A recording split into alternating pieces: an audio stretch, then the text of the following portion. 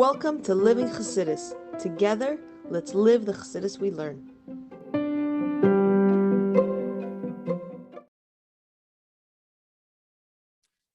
Good morning, everybody, and welcome to Chassidus in the Morning. 15 minutes to hopefully change our lives. This year is sponsored by Tamar Flamer. She should have everything she needs and all the brachos. Thank you so much for making these shiurim possible. Okay, let's continue from where we were holding. Okay, so basically, like we said in the beginning, this maimer goes constantly on this back and forth between is Elul and it's Rosh Sato or Rosh Elul? Is Elul all about our own avodah and God is not inspiring us, or is God inspiring us? And in the end, Mr. Shem will talk about how to start to apply this already. So we said the famous pasuk in Shir Hashem, Ani Ledodi Ledodi li. I am to my beloved, and my beloved is to me. And we said that this means I'm to my beloved means the arousal or the inspiration that we are producing ourselves. My beloved is for me is what Hashem is giving us. And we said in general that means Ani Ledodi, which is the Rosh Hashanah of Elul, really represents Elul, Ani Ledodi, and the Ledodi li aspect of it is really Baruch Shalom Kippur. That's what we said. But we said, yeah, and like we see, and this is a simple, obvious, if we just put on our thinking caps, we'll see this in life, how always when we're in Shul Kippur, it's inspiring. There's a level of inspiration, whereas in Elul, that level of inspiration doesn't really exist. The problem is, we're saying that Ani Ledodi Ledodi li is in Elul. The Ledodi li, the inspiration from above, is in Elul, which is confusing because we're saying Ani Ledodi is really Elul, that Elul is all about our own inspiration, the Rosh Hashanah, and Ledodi li is mentioned in Kippur. But Ledodi li is part of the Rosh Hashanah of Elul, which means it has to be also in Elul. So how does that work? And that's what we're going to start to explain today. Okay, ice base. The Alter Rebbe continues on in his Maimer. This is the Rebbe explaining the Alter Rebbe's Maimer. Elul, whose man you'd give him midas rachmin. That in Elul is a time period of Hashem's 13 attributes of mercy.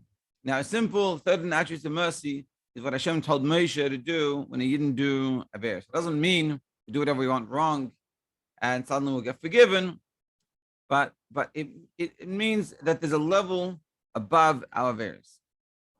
Meaning, in a relationship between, let's say, parents and between parents and children. Yes, so a child will misbehave and make a parent unhappy, not happy about it, and the child is to ask forgiveness for the wrong thing. But then there's a deeper level in the relationship. It's above that. That even if the child, I remember when I used to work for Aleph, there was a lady that her son got into drugs. It was a big issue, and he was in prison, and he reached out to us, to me, because he wanted me to try to reach out to his mother and speak to her about like she doesn't talk to him anymore, and he's lonely, and it's not like sort of unfair. He was saying unfair, because I made a mistake. She told me, she goes, I can't handle it. I can't handle what he did, and then how he ruined and he stole. He did all these never things that happen when you get caught up in drugs. But she said, I love him. Meaning, even though what he's doing, if she doesn't agree, but there's a level above that. It's a deep connection that a parent has, and this is sort of Yudin Rachman. It's a level of connection with Hashem that we connect. It's above anything that we can do. Meaning wrong. Not that on a low level, we might do the wrong thing, but on a deeper level, this is connection. And that's what we're saying. That's what happens in Elul. So Elul is this time period of deep connection, and this is what is available to be able to tap into. And God is in this mode of mercy. Now, even though in Elul, like we said before, it's this idea of Ani Ledodi, which is this Rizal Sata, which is the arousal from below, which is our effort. Nevertheless, this arousal, this inspiration, this push that a person has to want to come closer to Hashem, to connect in this time period, specifically when a person is rachik milikus, that we're distant from God, a person is distant. It doesn't just mean a person that is, on the streets of Manhattan that has no clue about Judaism. Besides, I had a friend, he called me yesterday because there's a guy on his baseball team that he doesn't know much about Judaism and he just knows that he's Jewish. Doesn't even know if he had a bar mitzvah, nothing. The guy is like, he's totally not connected. And this is not what we're talking about. This is also what we're talking about. We're also talking about within ourselves. When we're distant from the meaning we know we should be doing better. We know we should be, doing the right things. And we're not doing everything we should be doing. So specifically, so you have this arousal, this potential that's generated from above. The Gil Yudimin Sarachamim, this revelation of the third attributes of mercy, of God's mercy, which is in Elul. The Gil is this applies to everyone, even to a person that's very far. Even if you're very far from Likus, that's what happened. Not this level gets revealed. And this gives us the ability on the avodah of Ani Ledodi. So what we're saying is in Elul, there's this time period of the Yud Rachmim, this mercy, and what this mercy is doing is causing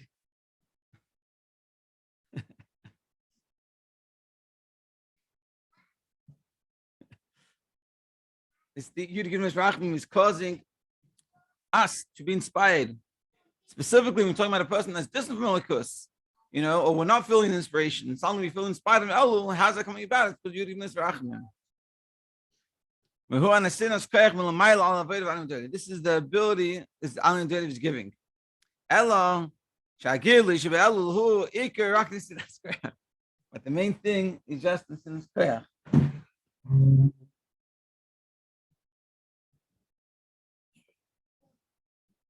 And not that it arouses the person. But the avodah itself comes from us. So this is a very, very interesting point he's bringing out here. And as we go, you'll see this come time and time again. So he's saying like this. It's confusing. But on one hand, we're saying that on Elul, it's Ani Ledodi, it's all about us. That the king is in the field, but we have to go out and greet him. So it's all about our efforts, our avodah. That's on one hand. But on the other hand, we're saying that there's Yud Gimel Rachamim, which is God's mercy is being revealed, which arouses the person. See, so who are they? Which is coming from above. That even a specific when a person is distant from Elikus, suddenly he has this inspiration. We get in this inspiration. It's because of Yud Gimel Rachamim. This is sort of answering our question. That we said, what is this Ani Ledodi V'Dodi? What's the V'Dodi in Elul? So we're saying the V'Dodi in Elul is the Yud Mizrachamim. It's the certain attributes of mercy. It's it's a time period, it's a special time period.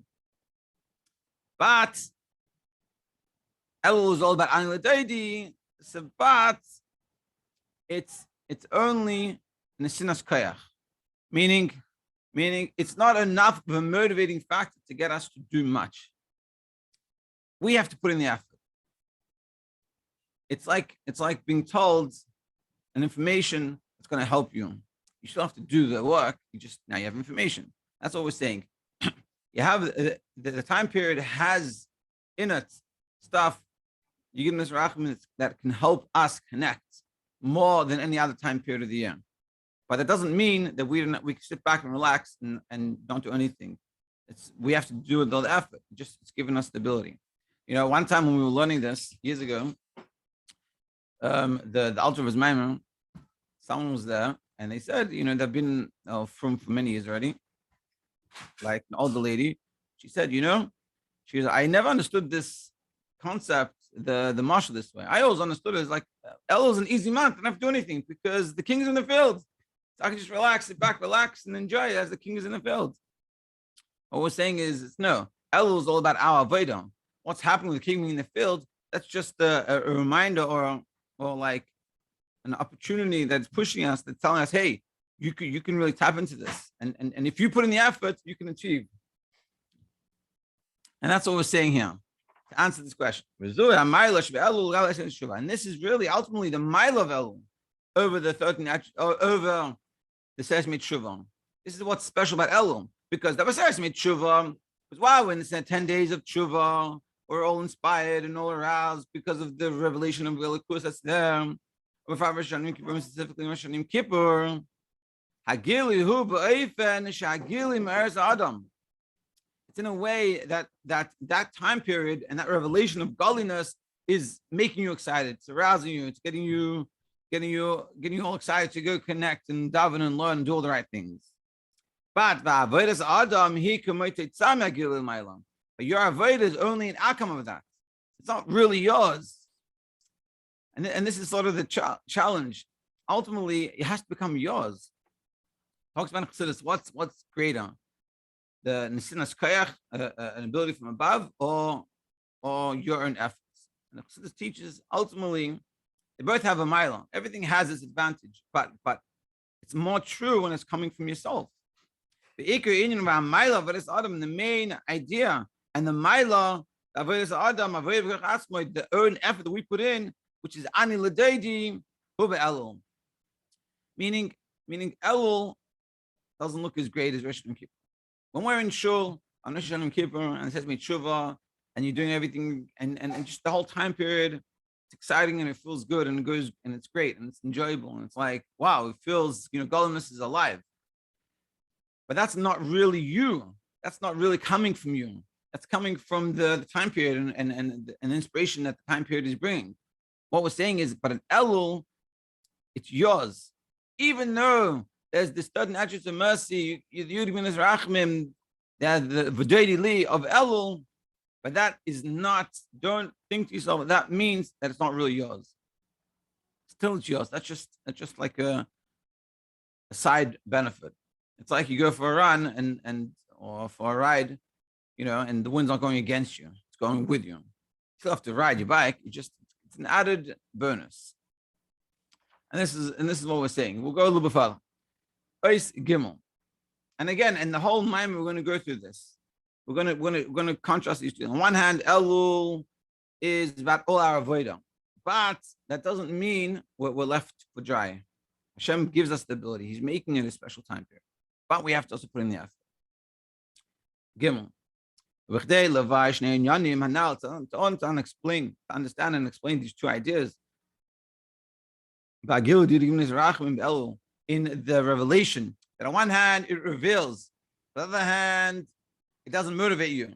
It's this dynamic. That on one hand you have Yud Mizrachim Elul, so hey, that's all inspiring. Isn't that inspiring me? On the other hand, we're saying, but it doesn't. And this is the two contrasts we have to balance all the time. And this that it goes to every single person, and also to the people that are very distant. That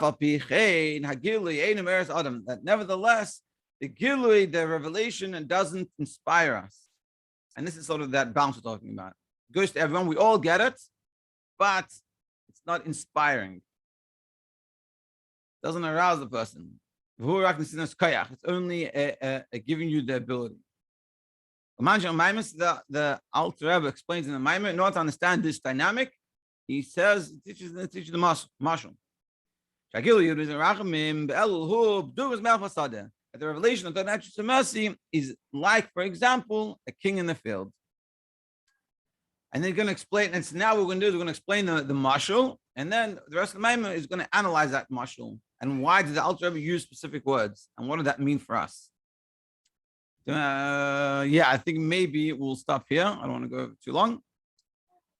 And just so some practical takeaways to think about over the course of the day till the next year is what am I doing for Elul? And do I feel inspired? Do I feel connected? Do I feel I need to be doing more? And how do I do that? And how do meaning it's very important in life in general, and specifically when learning Chassidus, is to understand the Maimer and also understand how does the Maimer fit into where I'm holding. Meaning how am I connected with this idea? So here we're talking about being inspired in Elul versus our own koyach. we have to understand where we're holding. Do I feel I'm in an inspired mood? I feel not. And what does it mean to be inspired? What does it mean? How do I know when I'm inspired or not? Like, have I been inspired before? What does that look like? Or if I'm not inspired, what do I need to be doing to change that? What I'm learning from here is that Elul is a special time period that I have, it's like going to a class and you have the best teacher you could ever get. So it's like, let me use that out for the opportunities that it has. And so with Elul, this is what we're saying. We have the opportunity right now this month. Let me use it out as much as I can. Because ultimately, Elul is what helps us for Tishrei. And that's what we say is when the king is in the palace, not to be able to get to the palace, it's based upon Elul.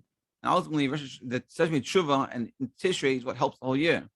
So the ability to have a good year and have all the hamshachas and get all that is able to be received is all dependent on the Rosh Hashanah and Kippur, and that's really ultimately dependent on our Elul.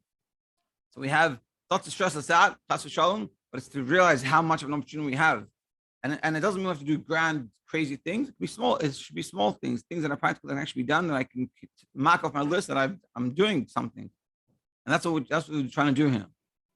Everyone should have an amazing day thinking about this and understanding this and being able to use this opportunity that it has to be continued tomorrow.